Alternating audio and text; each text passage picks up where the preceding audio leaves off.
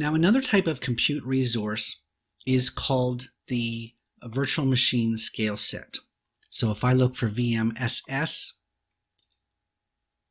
hopefully Microsoft is smart, and it is, virtual machine scale set. Now, virtual machine scale sets allow us to create virtual machines that are scalable from 1 to 100 or even 1,000 virtual machines in a single scale set. So you give the entire scale set a name, so VMSS set 1. We choose the operating system disk image for all machines running within the scale set.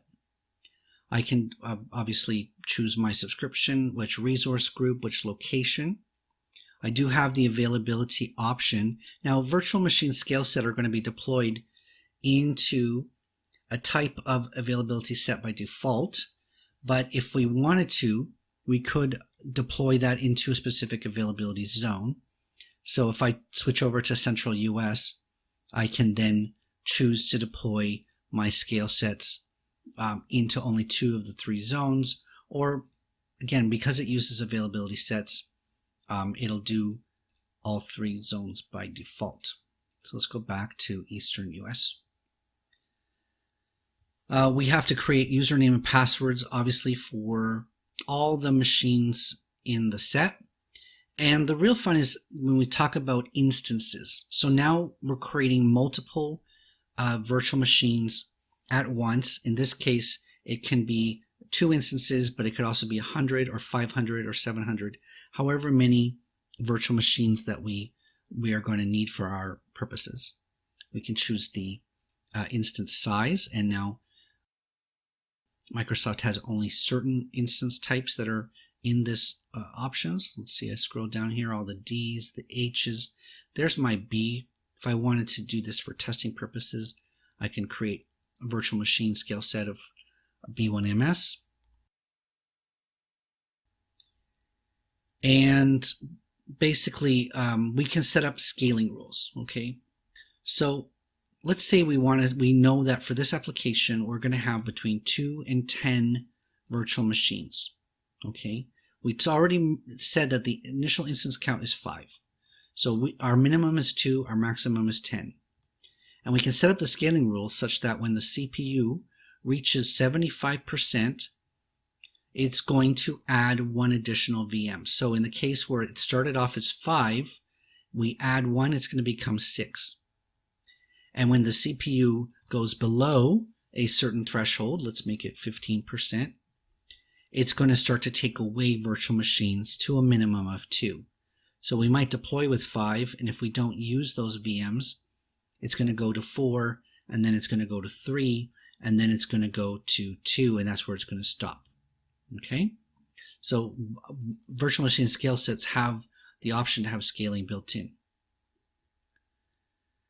So the scale set, of course, is going to need to be load balanced. It's going to come with either an application gateway, which handles any kind of traffic, HTTP, HTTPS, WebSocket traffic. It can do things like look at the URL coming in and deploy, basically redirect the traffic to specific VMs based on the contents of the URL. So maybe you have one server that serves the images directory, another server serves the video directory, and a third server serves everything else. You can have sort of rules with an application gateway.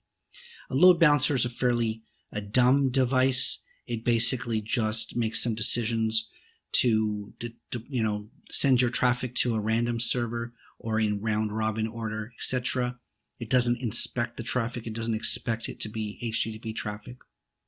Or you can deploy with no load balancer. Okay.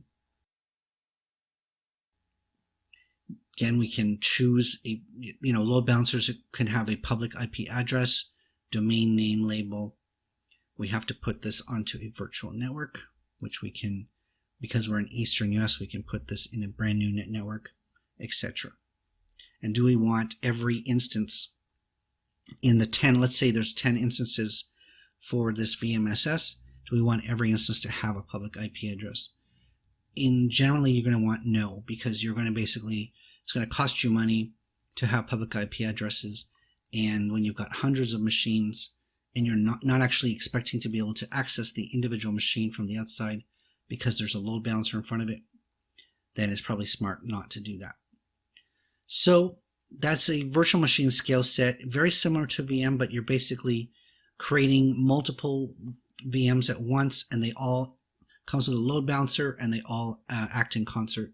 They can scale up and scale down based on this type of CPU threshold, etc.